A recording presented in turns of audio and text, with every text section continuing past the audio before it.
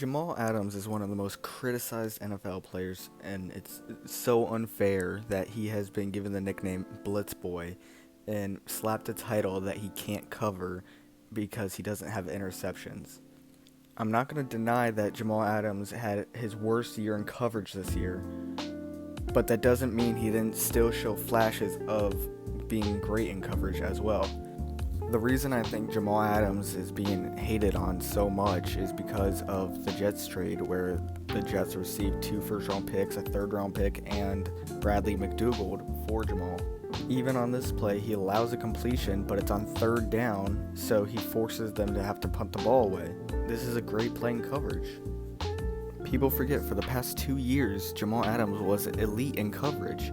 He was all over the field forcing incompletions. He had 2 interceptions over the last 2 years. And now that he struggled for 1 year, everybody's so quick to write him off and say that he's awful in coverage and that he is a liability for the Seahawks defense. Now let's look at why Jamal Adams struggled in coverage this year. First of all, he was learning a new system from the Jets to the Seahawks.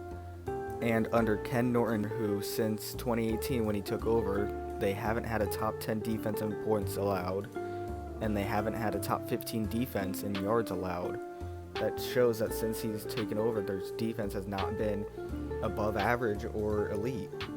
The Seahawks corners struggled in man coverage mainly, and would always allow a lot of separation from their wide receivers, causing big gains and just comeback routes to kill them.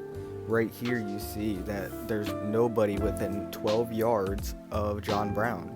The corner on this play is Quentin Dunbar, who just allows them to get completely burnt down the field and on the 1 yard line. And it's not just like Quentin Dunbar was the only bad corner last year. Trey Flowers was horrendous. Shaq Griffin was average at best, and now he's getting the bag in Jacksonville. And he just had no help to help him on that defense. He was sitting there on his own, and not saying he was perfect, but he still had nothing around him to even savage his mistakes. Now it gets into, do I think Jamal Adams will be able to recover next year and be elite at coverage again? And the answer to that is possibly. I feel he'll be able to bounce back and be better than he was this year, but I don't know if he'll be to his all-pro level that he was in 2019.